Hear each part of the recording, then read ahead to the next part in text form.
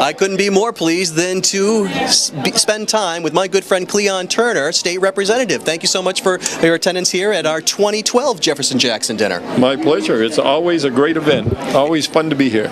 And we've got an awful lot of fun people who are here participating in the interviews, and they've been talking about the hard work up at the State House. You've been championing our cause for a number of years. You've expressed some concern that this is a very difficult cycle. Can you talk about that a little bit for us? Sure. It has been a difficult two-year term, and in fact the term before was a little bit difficult as well, but one of the hard issues that we face this term is that the Speaker of the House said on the very first day of the term that we weren't going to talk about raising revenues through taxation, through fees, or anything that looked like those kinds of things. So there's legislation that hasn't gotten done this term because of that. And clearly it's an understandable position that he's taken because of the economy, but at some point we need to have discussion about revenues and funding those things that we as Democrats think are important to fund.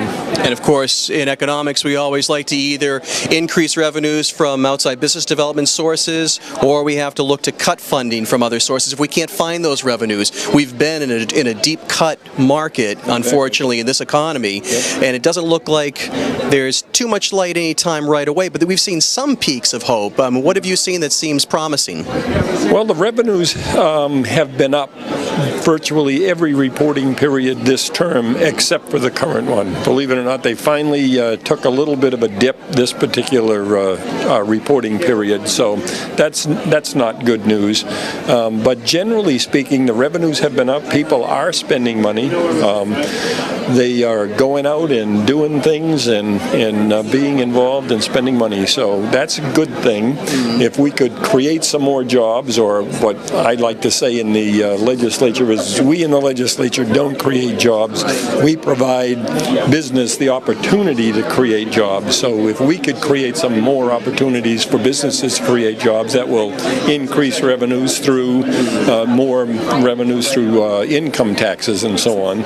But you know, we really need to have discussions continually about what we need to fund, how we can fund those things, and how much we should be spending on those things that are important to everybody. Well, it's important for our legislators like yourselves to create that regulatory framework that allows for business development and allows for businesses to flourish, and you've done an admirable job in advocating for businesses. We do keep pushing for that.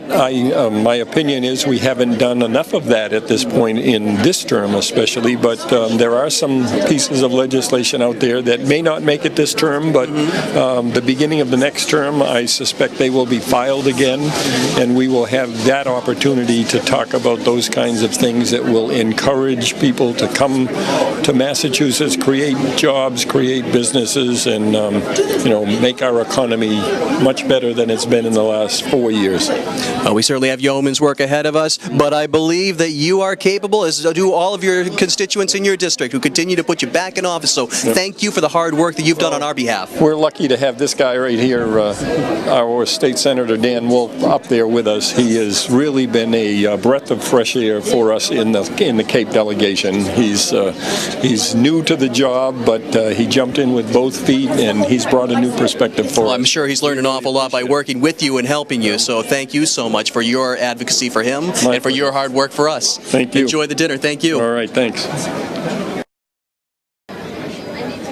I am very pleased to see my good friend, State Representative Sarah Peake. Thank you so much for joining us at the 2012 Jefferson-Jackson dinner. Thanks. It's such a pleasure and so much fun to be here again this year, and I look forward to our annual interviews also. Absolutely. And it couldn't be held on a better day than not only the Jefferson-Jackson dinner, but also Cinco de Mayo. That's right, exactly.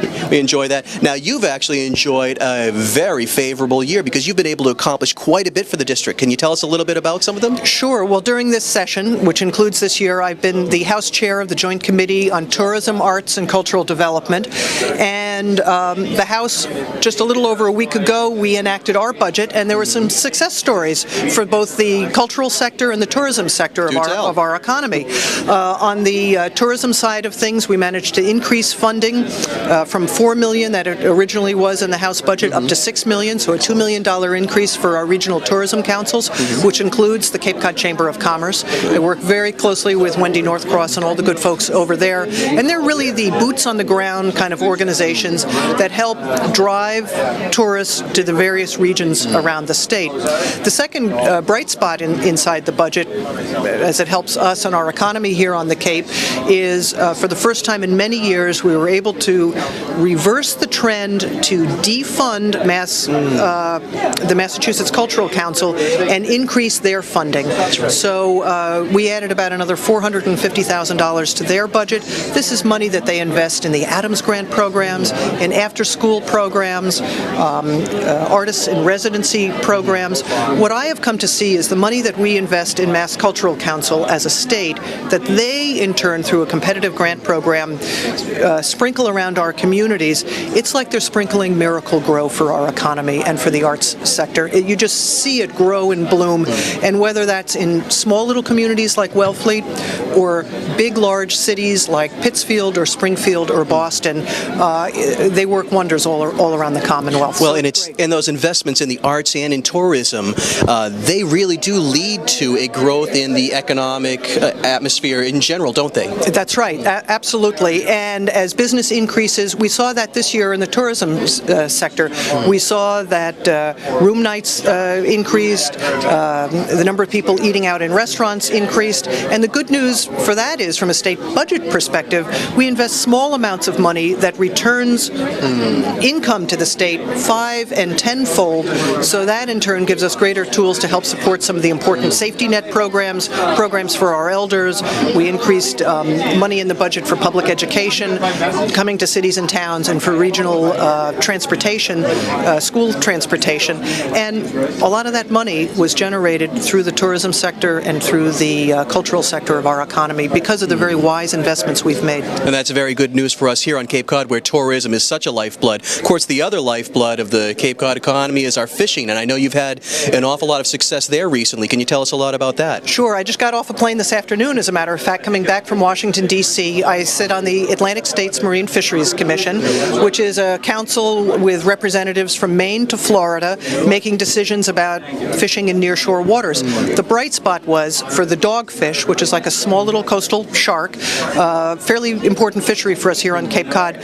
We increased the quota of dogfish to 35.6 million pounds. It's about a 5.6 million pound increase over what it was last year, which means more fish for the fishermen to catch.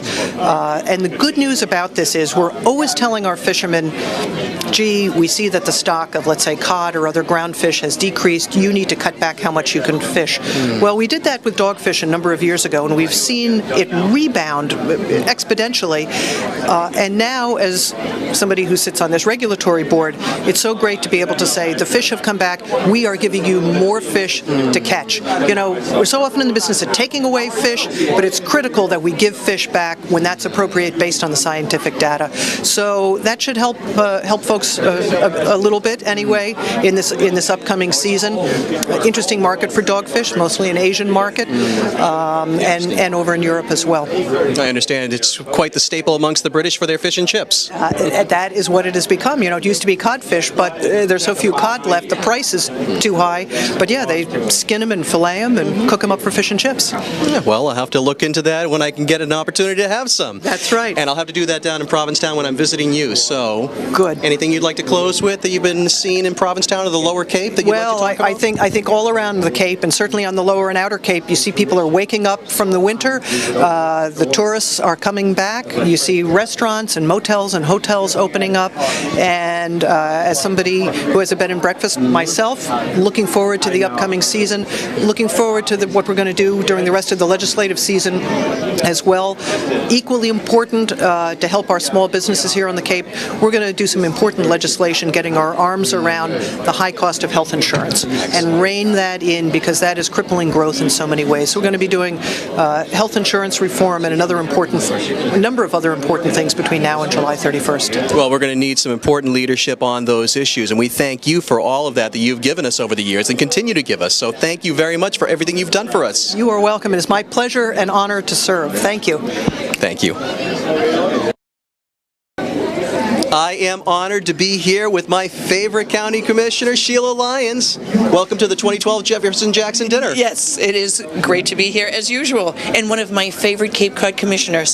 So, well, thank you very much. It's mutual admiration. We've done a lot of great work together yes, on the we county, have. but Yes, you've done we have. even more on the county level. So can you tell me a little bit about your accomplishments? Pat and I, Pat Flynn, we were elected 4 years ago. My other favorite county commissioner. Yes, another favorite county commissioner. We're equally wonderful, and but it's we're equally hardworking and committed to the county. And 4 years ago, we were in a big primary, if you remember, and we came through that and then won, and that was a wonderful thing. And in those 4 years, what I ran on myself was to make county government more relevant, to bring it more to the forefront of people's minds. You know that about 50% of the people know about county government. Most don't know what we do, who we are. Do we work for the Cape Cod Commission? Does the Cape Cod Commission work for us? The Cape Cod Commission is one of our departments, and Michael is on that commissioner board of the Cape Cod Commission. And we do wonderful things, but we can do better things. But in the last 4 years, we have been expanding the role of county government, and not to be powerful, but to be more helpful to the people of the region and to the towns. And what we have done is we brought in Open Cape. There's the broadband. So the broadband is now going to, that was a $40 million influx of money to this area. That was a grant that we were able to achieve through our partnership with Open Cape, and by doing over $1 million partnership with our the Co-Collation Center up at the Hill. We have brought in hundreds of thousands of dollars through Human Services. I chair the Regional Network to End Homelessness, which is really a board of convening all of the different agencies that provide services to humans, to the homeless and to those that are on the brink of homelessness, those that are at risk. We're coordinating our efforts. We have cut down on duplication of efforts and really have streamlined this effort, so you have all different agencies that were once competing for the same pot of money now cooperatively making plans to use what money we have, and it's actually a much more strategic and efficient way of using money to help those, and we've had great success. The downside of that is, even though we've had less homelessness on the Cape, our poverty level has gone up, and that is why we were so excited about the broadband, because this is going to open up economic opportunity for people that wasn't there before. And it's also going to be an economic help, almost like a property tax relief, because we're doing the regional area network, which is going to, we're connecting 70 municipal buildings, we're connecting all of the schools, fire, safety. These are going to be huge cost savings to the towns. And we just got a $500,000 grant in with e-permitting. So that is going to be a new way. People are afraid of regionalization. Well, regionalization is happening in a digitized way. And that's really where our role is at this point. That's the way I look at it, so that we can be more of an assist, almost like a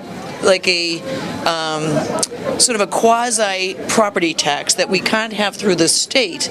We can provide that to the towns by savings. With the area network, we'll be able to even go into telephone systems. And we're going to do a pilot, and Provincetown was waving furiously, wanting to be the first in this pilot, because they would be saving something like $42,000 a year just in going in a networked phone system through the municipal buildings.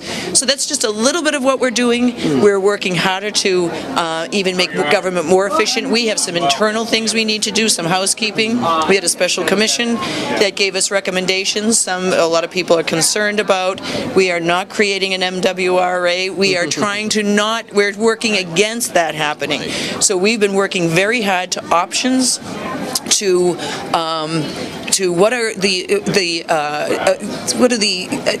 different adaptations, the management adaptations that we can provide in different places, because we cannot sewer everything, we shouldn't sewer everything, and there are natural attenuation and there's different compost systems. So we're going forward. We've done a lot in 4 years, but I can now see why executives are hired to, it's an 8-year run, and that's it. And we're working very, very hard. And Pat Flynn and myself, Pat is not here tonight, so I'm speaking for her. She had her knee operated on. It's almost on the mend. She's almost ready to run beside me, but I am stumping for her as well. And in November, we don't have a primary, but you can still vote for us in September. We will be on the ballot, and we ask for your vote for both commissioners. Well, you'll have our support for sure, the Cape and Islands Democrats. I know, but we're working very, very hard, and it's been a great experience. It's been an honor to be county commissioner. I have learned so much. I have met so many wonderful people, and it's very exciting to be able to be moving forward. We are a county that's getting things done.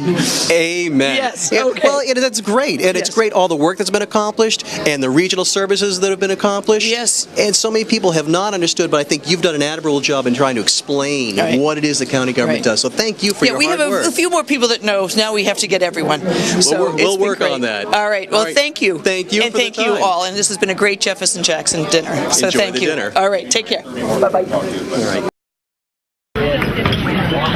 Okay, now, I believe the silent auction is now closed, but David's going to come up and auction off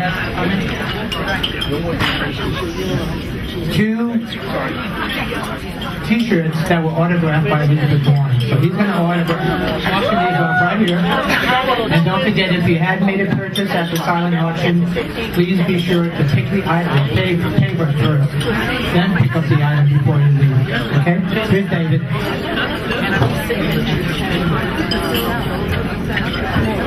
Bit high because I'm getting the percentage out of this. They asked me to do this. Elizabeth signed them, and anybody who's running had anything like that, I would be more than happy to do it for them too.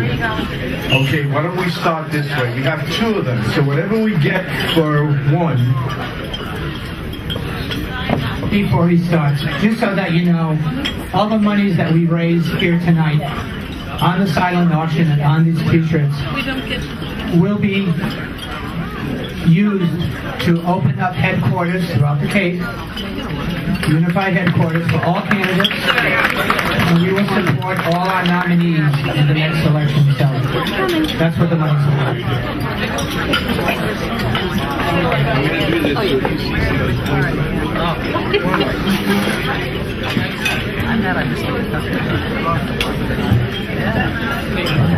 I want this lady to help me because I don't see anybody in here you're pointing out, right? Like I said, I have 2 shirts signed by Elizabeth. So whatever I get, whoever wants to buy them, the same price, all right? You see them? Are we ready? Come on, cheap Democrats, get that money out. Okay, let's start to get you going at $5. $5, come on. 5. What? 50 or 15? 50? Whoa, 50. 55. 55. Come on. No? Okay. Where are you? All right, 55. 60. Come on. 60.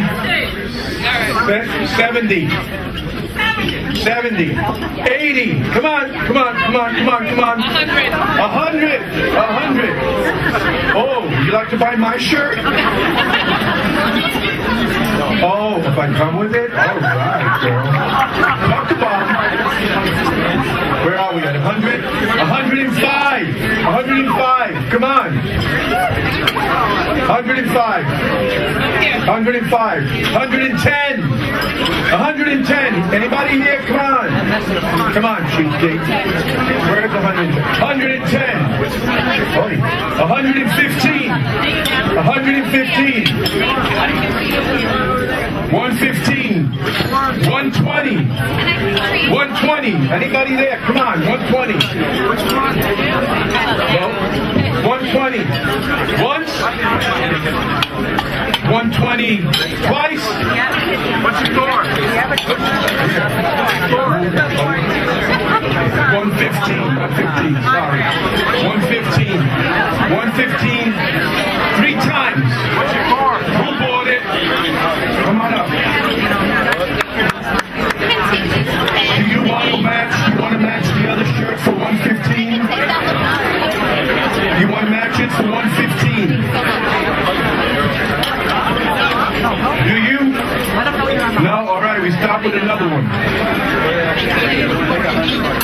here, she's coming up. Right over here. You bought it? No, we're going to get the lady who bought it. Over there. What did I say, 5? Hey, Lance, where are you, Lance? Lance, where are you?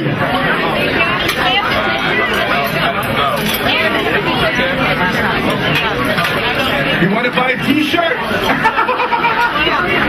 Okay, 5 over here. Yeah. 10, 50, 55, 60, come on. 60, 65, 70,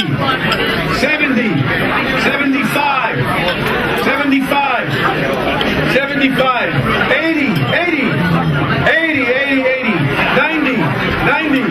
90, 100.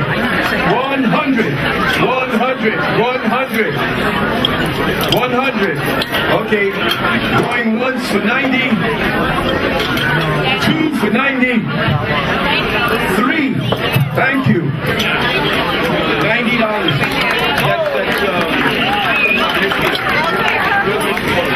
Thank you very, very much. It is my great pleasure to introduce Sam Sutter, the Bristol County District Attorney who is running for the 9th congressional seat. Thank you very much for coming. Well, I'm very happy to be here. You know, I lived on the Cape for the better part of 10 years, so I feel like I'm coming home and I'm down here campaigning. That's fantastic. Where in the Cape did you live? I started off in Osterville. That's where my folks live, but then I lived in Dennis for a while, in Barnstable for a while, and then I moved to Bristol County in late 1988. So you're very familiar with the Cape. You're no stranger to the Cape at all. Oh, absolutely not. My parents lived here, between the two of them, for over 50 years, and they're both buried here, so I was back and forth a lot, even after I moved to Bristol County. Now, as the Bristol County District Attorney, you've developed certainly a legal acumen and a knowledge of the areas that are important to not only the South Coast, but certainly Barnstable County as well. What do you think that you will be bringing to the office? What do you want to bring to the office of Congressman for the 9th Congressional? Well, without sounding as if I'm promoting myself too much, the same things that I brought to the Bristol County District Attorney's office, which were change and effectiveness. The same district attorney had been in office for 16 years. There was a feeling that things were stymied, so I ran on a change and effectiveness platform. That's the same platform I'm running on now. I think 90% of Americans feel that Congress isn't working and that we need change, so I would hope to bring some of that, and I absolutely believe that I can be a more effective congressman than the person that's presently occupying the position. And effectiveness, I think, is translated into getting bills passed, as I did as a district attorney, and getting the proper funding for the district, which I firmly believe that I can do, because as president of the District Attorneys Association, I led a battle to get increased funding for district attorneys during a time of a recession. I was able to make the case and prevailed. So I think I've proven myself on both those points, change and effectiveness. And then the final reason would be that I'm truly from this region. I mean, I moved here shortly after I graduated from college. I lived here for the better part of 10 years. I've lived in the New Bedford to Fall River area ever since, so I've got deep roots in both places in this district, the Cape and in Bristol. And I'm not ignoring Plymouth County. I mean, I've had many cases in Plymouth County over the years, so I feel as if I'm connected to the Plymouth County part of the district as well. So because of that, I think of the two of us, I'm the one that can genuinely say I'm from this region, and I think that matters, because I think you're more attuned to the concerns of the region when you're really from the region. So those are my 3 reasons. Fantastic. Deep roots, connectedness to the region, certainly a record of accomplishment in bringing results back to not only Bristol County, but the region as a whole, and you'd seek to continue to do that as Congressman. Absolutely. You know, as I say to people when I'm campaigning, I'm too old not to get down to Washington and try to change some things and be as effective as I can possibly be. I'm not going to be a congressman who goes along to get along. If that's not going to be my style, hasn't been my style as district attorney, I'm running to bring change and to bring much more effectiveness. Well, we'd love to see a candidate from this region bring a little bit more change down there to the Beltway. So I certainly appreciate your efforts, as do we all here on the Cape. Thank you so much for coming and seeing us. All right, great. Thanks for the Best of luck in the race. Appreciate it. Thank you so much. Thank you.